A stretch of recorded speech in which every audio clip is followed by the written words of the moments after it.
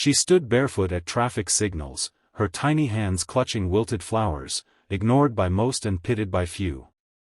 But what no one knew was that behind her tired eyes lived a dream bigger than the skyscrapers she once stared at. Today, the same little girl who begged drivers to buy a flower sits across boardrooms, signing million-dollar corporate deals. This isn't just a story of survival, it's a story of unstoppable transformation. She was no more than 8 years old, her tangled hair falling over her face as she weaved through the lines of cars stuck at the traffic signal. In her small, dirt-stained hands were a few roses, their petals already wilting under the scorching sun. Her name was Amara. She had learned very early in life that hunger doesn't wait, and kindness doesn't always come. Every day, she would run to cars when the light turned red, tapping on tinted windows, holding out a flower, and whispering, "Please buy one." Some people rolled down their windows, offering a few coins. Others pretended she didn't exist, staring straight ahead, ignoring the child's soft, pleading voice. Still, Amara kept going, because if she didn't sell at least a dozen flowers, her mother and little brother would sleep hungry again. Nights were spent under the flyover, where the air was heavy with fumes and the ground was their only bed. Amara often watched men and women in suits walking into tall glass buildings nearby. She would wonder, what would it feel like to live in a place like that? What would it feel like to eat without worry? But those were just dreams. She had never stepped inside a classroom, never opened a book. Her classroom was the streets, her lessons taught by survival.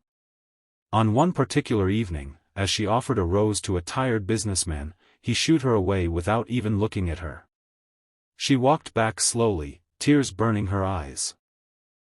She sat on the pavement clutching the unsold flowers and whispered to herself, "One day, they will look at me.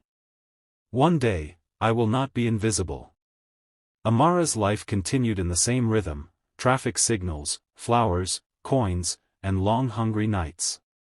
But life has a way of surprising us when we least expect it.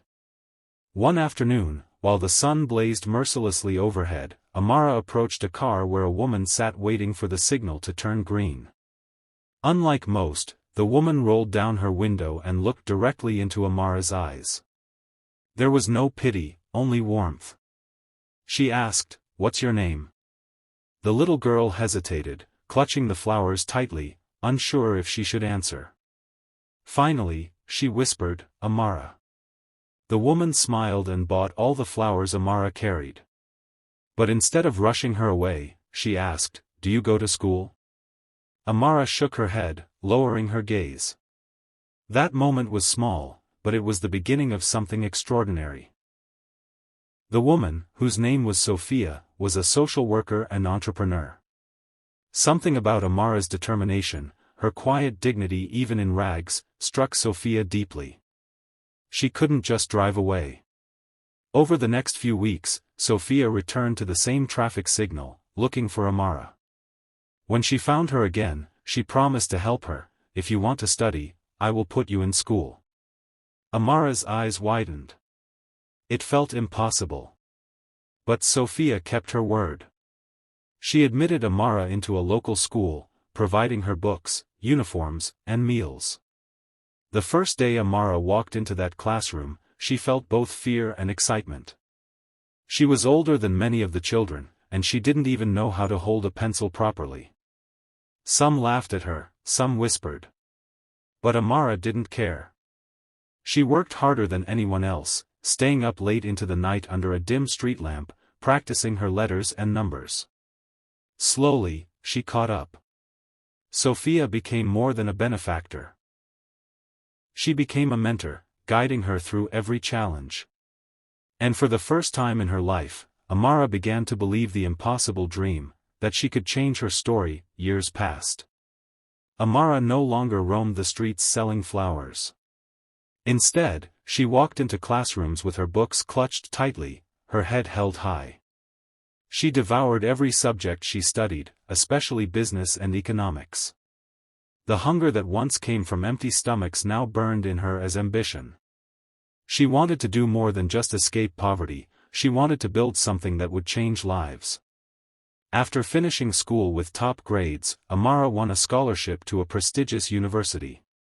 When she walked into the massive campus for the first time, she remembered the little girl who had once sat barefoot at traffic signals, watching people through car windows. Now, she was one of them. But success wasn't easy. She faced prejudice for her background, her accent, her clothes. Some students looked down on her, whispering about how a street girl had made it into their world. Amara ignored the noise. She had faced worse. She worked part-time jobs, sometimes staying awake until dawn, finishing assignments after long shifts. She knew her education wasn't just hers, it was for her family, for every child still selling flowers under traffic lights. With Sophia's continued support, Amara graduated with honors. But she didn't stop there. She dreamed of creating a company that would not only succeed but would also give opportunities to underprivileged youth.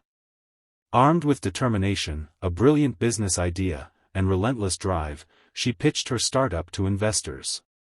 At first, doors closed. People doubted her. But every rejection only sharpened her resolve.